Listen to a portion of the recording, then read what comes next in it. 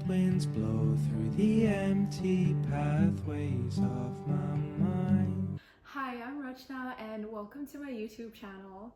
I recently turned 25 and I decided that it's time for a new era in my life. I want to prioritize my hobbies, pursue my passions, and I think it's time to share my journey with you guys as I do those things. So first, a little bit about me. I am a computer science graduate and I completed my master's degree at the University of Nottingham. So I was there for 2 years, and before then I was studying English literature and creative writing at Lancaster University.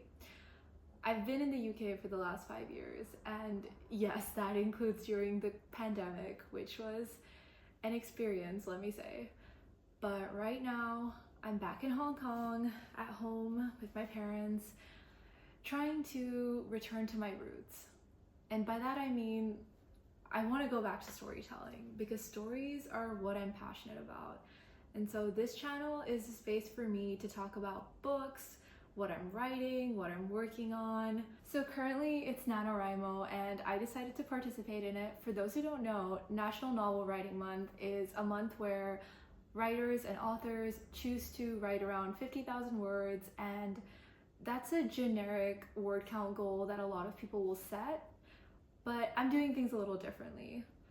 I've had chronic body pain for around 3 years now, and it started in 2021, but it's ongoing. And yeah, that's something that's a little difficult to deal with. It does, however, impact how I approach writing and a lot of things in my day-to-day life. When it comes to writing, it doesn't really make sense for me to stick to very rigorous word count goals because I probably can't physically write that much in a single day or a single month. However, my goal with this month is to make progress on my writing project. I'm really excited to be working on this witchy book. It uses some of the mythology about the Wild Hunt, and I'm drawing a lot of inspiration from the folklore in Europe and these kinds of like Christmassy stories, you know, the traditions associated with Yule, for instance. And if it sounds vague, because I know it sounds vague, that's because I'm still figuring it out. And honestly, it's really exciting. I haven't worked on a book since I graduated from my first degree 2 years ago. And during my master's degree, I was too burned out studying computer science to really focus on anything else. I feel like for the first time in a long time, I'm really able to just enjoy the books that I'm reading, enjoy the writing process, enjoy the difficulties of showing up every day to just hammer away at this like blank page that is just, it's so frustrating sometimes, but I'm also lucky that I have the time to do that right now. A mistake I've made in the past is fixating on these plot ideas that are shiny and exciting and interesting, but they don't have that much emotion behind them. With this book, I want to make it more personal. My goal is to have a character who is fairly similar to me in terms of the struggles that she has with chronic body pain and anxiety and how that impacts her day to day. But of course, this is a fantasy world, and so, you know, she's a knight and she rides dragons, and there's a city that she has to protect from these magical beasts that lurk at the edges of the town. I just think it's really interesting to have that overlap, and I'm also exploring what it looks like to look for a cure in a world where magic means that anything is possible, and yet there isn't an obvious solution for the pain that you're in. And yeah, that probably sounds a bit heavy, but I'm hoping that there will be people who will relate to my own experiences, which I'm putting into this book, and also find empathy for other people in their life who maybe feel the same way or have similar struggles. I hate pitching my book because I don't really have a fully concrete idea of what I want the entire story to look like, and I'm still hammering out the plot points, but as it stands, I basically am writing about a knight with chronic pain falling in love with a cursed librarian and helping him to find a way to break his curse. And that's what I have so far. In terms of progress updates, I was actually working on a scene list and I really wanted it to be very comprehensive, but I realized that that's just maybe not how I work. I used to be very meticulous about plotting and outlining every inch of my story before I started drafting. And then in the end, I think that might have stolen some of the magic of the story for me. I think it affected my enjoyment of the process because I had already figured out every single thing that happened in the book, and in a way it was almost as though I had already had this experience of writing it without actually doing the work of writing it. I want to try doing things differently this time. I've been spending a lot of time looking at the writing advice that other authors and writers put out about their own process and what works for them, and I think the one thing that I can take away from all of that time spent on that internet rabbit hole is that there is no right way to write. There is no perfect writing process or perfect solution, and even if there is, I don't think it applies to me. I'm just a very messy, chaotic writer, and I think I just have to embrace that. I think it's exciting, if I'm being honest, because I don't know what's going to happen. That's why I sit down to work on this story. Like, my first chapter literally starts with the character turning into a tree, and our love interest, the cursed librarian, shows up to help her, to save her, and there's baggage associated with that. She doesn't like being saved. Even if she needs help, she doesn't like asking for it. And I already have so much to explore, even just from that one scene, that I'm already feeling so excited to keep writing. And so I hope it's okay that I keep looking at my laptop. By the way, I'm actually referring to my notes here because I have Scrivener open in front of me. That's how I usually work on this book. I write my first draft in Scrivener and I do my outlines in a Word document separately so that I can refer to both things at the same time. This prevents me from forgetting what should happen next in the scene. And I also like how in Scrivener you can have scene notes in a sidebar, and you can also copy paste images and so on to reference them, which is really useful because sometimes I find a really good image in Pinterest and I don't want to keep scrolling back through my Pinterest board just to find it again. So having that direct association right in front of me makes it easier, as I'm a very visual person. So far my word count is 6,000 words in this first draft, and my outlines are becoming a little unwieldy. One outline document is 10,000 words and my scene list document is around 5,000 to 6,000 words, and they just keep growing. But I think moving forward, I'm going to make my outline more of a working outline. So it's not set in stone. I'm just going to keep updating it as I write more scenes and use those scenes to kind of figure out where I want the plot to go next, instead of just having this very rigid idea of the book in my head, because I just feel like I've been procrastinating, trying to force myself to figure out this entire story. I think I'm just someone who finds it hard to stick to a plan. I have tried in the past many times and it has worked to some extent, but I've also ended up making huge changes and then basically going back through my plan and writing all these notes to myself, like, this character's name is different and I actually completely removed this plot thread and, you know, ignored this 10,000 word chunk in the middle of the book.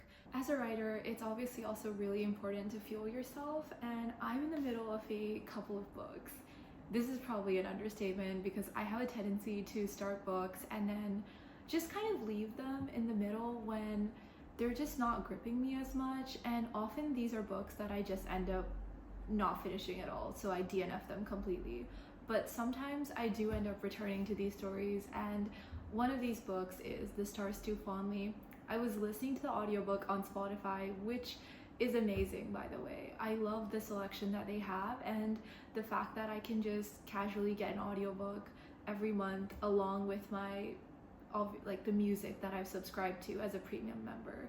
But I stopped listening to The Stars Too Fondly because I got a little freaked out when I found out about how the engine was having an effect on the crew members.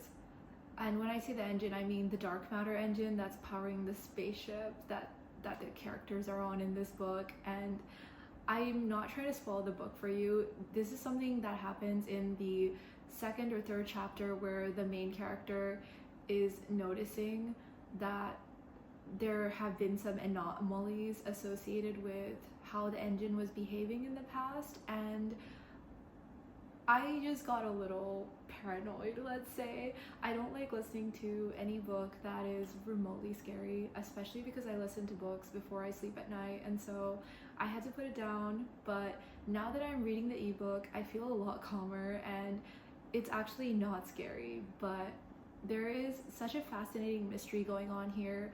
I feel like the Goodreads blurb actually says it best, so I'm going to read part of it out to you. In her breathtaking debut, part space odyssey, part sapphic rom-com, Emily Hamilton tells a tale of galaxy-spanning friendship, love, and found family. I mean, who doesn't love a space odyssey and sapphic rom-com? Those are two of my favorite things. Combined, that's perfect. Yes. And the second book that I am reading, well, listening to, is Januaries. I actually got to borrow this audiobook from my library, which is amazing. Shout out to BorrowBox for that. I love that we can do that these days. And this is a short story collection by Olivia Blake, and honestly, I have had mixed luck with her books in the past. Her writing style can be kind of hit or miss for me, but this short story collection is incredible. It's blowing my mind. I feel just so immersed in each story every time I switch on the audiobook at night. I don't want to fall asleep. The first short story that I've listened to so far is about this bridge spirit who is essentially doing this job that she doesn't really want to do and that she hasn't been given a choice in. Her mother dies or leaves, disappears, and she's left to take over the job as a bridge spirit, and essentially what she's doing is granting people wishes, and she has a whole monologue that she has to recite, but one of the people who comes to that bridge is a boy.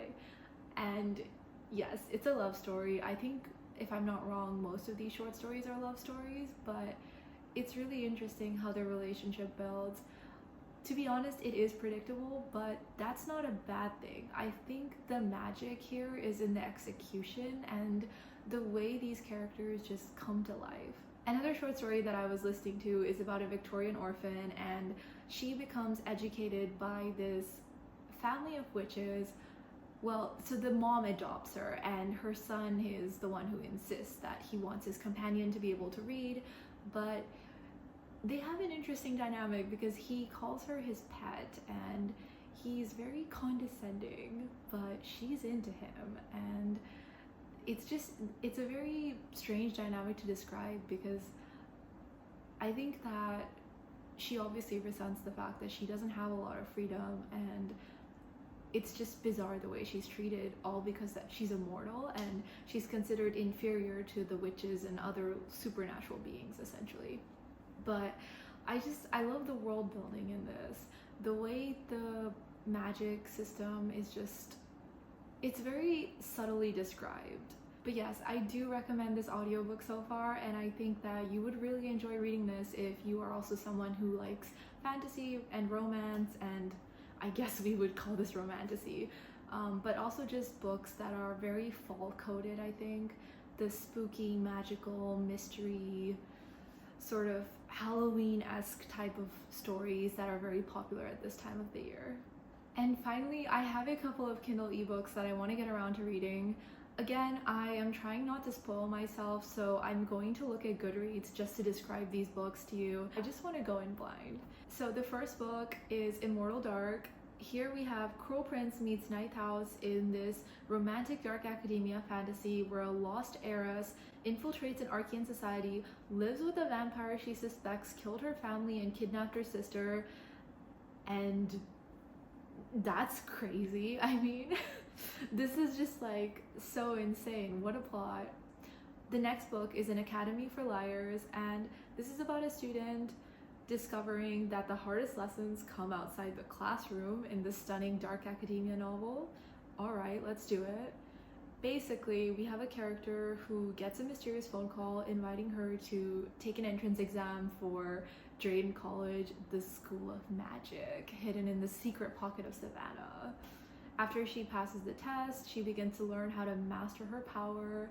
It sounds very like almost Harry Potter Hogwarts-esque, but more for adults. So more of a, I guess, mature version of that kind of story. And next we have This Fatal Kiss. This sounds almost a little Studio Ghibli-esque in a way, in the sense that there's like kind of a wholesome supernatural element to this. This is a whimsical fantasy filled with dark magic and flirty polyamorous romance. So we have a water nymph who is cursed to haunt the river running through the magical spa town where she drowned. Okay, so that's why I thought like Spirited Away, because there was like a bathhouse with all these spirits, and I don't know, it's kind of a similar vibe in my head, but this is probably a little different. Anyway, so she is a water nymph and she has to regain her humanity with a kiss from a mortal, but everyone thinks that she's a monster.